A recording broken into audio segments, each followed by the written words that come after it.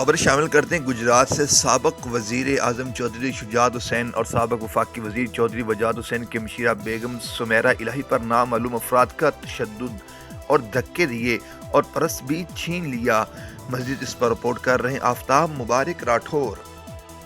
جی، سابق وزیر اعظم چودھری شجاعت حسین اور سابق وفاقی وزیر چودھری وجاد حسین کے ہمشیرہ بیگم سمیرہ الہی پر نامعلوم افراد کا تشدد، دھکے دیے اور پرس چھین لیا۔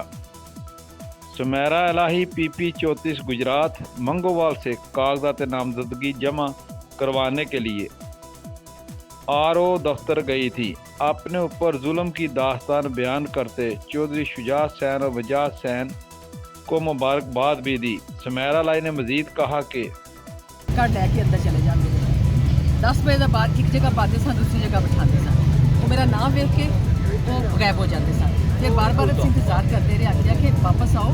پھر میں نے تسلی کرائی ہے پی 34 پرویز صاحب نہیں اتنے کھلو رہے، اتنے میں کھلو رہی اور میں آزاد ہوں۔ وہ بعد کہتے اچھا جی ٹھیک ہے بس سارے کے ظاہر کر رہے سن کہ بھائی جو تسی کہہ رہے ہو نا ٹھیک ہے۔ وہ بعد سانو اتنے لے کے چلے گئے۔ وہ دفتر پتا ہونا RO سی بھی کہہ منگی سے پی پی 34 کہڑا تابش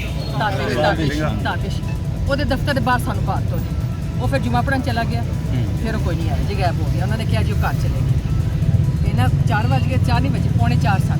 میں چلی گئی، وہ 3:30 پونے 4 سن، اسی دیر تک چلی گئی۔ میں کہا جی یہ مسئلہ ہے کہ سانو سویر کا بٹھایا نے، اگر سارے کاغذ نہیں لینے تو سانو 10 دن اسی گھر چلے جائیے۔ انہیں کہا اچھا نہیں جی بڑی سوری۔ انہیں اسی ویلے انہوں فون کیا، ان بندے نے آخیا فون کر، وہ فون کیا تو وہ واپس آ گئے۔ تھوڑی دیر بعد واپس آ گئے، انہیں دفتر بٹھایا، سانو چاہ پیا، ساری خاطر اپنے والوں کی۔ وہ بعد انہیں سارے کاغذ سارے ویکھے نے، سوال جواب میرے نال کیتے نے۔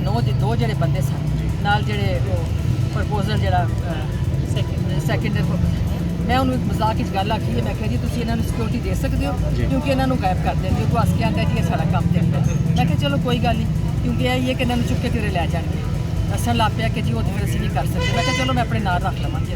ایک بیچارہ بڈھا بندہ سی۔ وہ بعد اسی اتوں نکلے ہیں، انہیں بڑی جلدی کی ہے کہ جی فٹافٹ انہوں کر کے دو۔ جدو اتوں نکلے ہیں اسی نکل کے اسی باہر ہی آئے ہیں، رسید انہیں مینوں پھڑائی ہے، رسید میں اپنے پرس چ پائی۔ پھر ایک جنہ تو تھی وہ اینا چمگٹا سی، ایک دم بندے سارے آ گئے، وہی سن جڑے گیٹ تے کھلوتے سن، دوسرے کپڑے کے سول والے کپڑے سے۔ میں آخیا بڑا حیران ہوئی، میں کہ کتنے کرتے ہیں سارے آگے ادھر ادھر۔ انہوں نے سانو موقع نہیں دے دیتا۔ میں سیڑھی اتری ہوں، انہوں نے میرا اتنے پرس لٹکیا سی وائٹ کلر کا، وہ میں رسید پائی۔ انہوں نے اینی تیزی کے نال میرے کو پرس کھویا اور مینوں اینا سخت حیرانگی ہوئی ہے۔ میری لتاں دونوں زخمی ہوئی نے اور میرے ہاتھ انہوں نے انج مارے میرے ہاتھوں۔ وہ بعد انہوں نے مینوں دھکا مار کے سٹیا اور وہ جگہ بھی اونچی نیچی جگہ سی۔ میرے کو صرف یہ چیز برداشت نہیں ہوئی کہ بھائی تسی تھوڑی بہت شرم کرو، گال بھی نہیں بندہ کر سکتا کہ اپنی زبان خراب ہوتی ہے کہ تسی آرام دے نال کہہ دیو کہ بھائی نہیں اسی پیپر فائل کرنا۔ مارن دا اور بہانے پان دا کھڑا کرن دا کوئی ہے مقصد؟ یا تو ہوئے نا کہ اسی بھی ضد پہ کرنے نہیں کہ اسی کاغذ جمع کرانے۔ میں شروع ہی آخیا، میں کہا پی 34 اتنے پرویز صاحب نہیں ہے، میں شجاعت صاحب کی ہمشیرہ۔ انہوں نے کہا اچھا جی کر آ کے آخر انہوں نے پورا پلان کیتے۔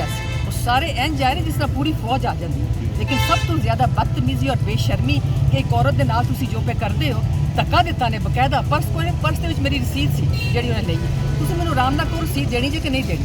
میں کہا جی لو رسید لے لو، تھی الیکشن ہے کوئی یہ تو نہیں کہ زندگی موت کا سوال ہے، دفاع کرو لانت بھیجو ہے الیکشن۔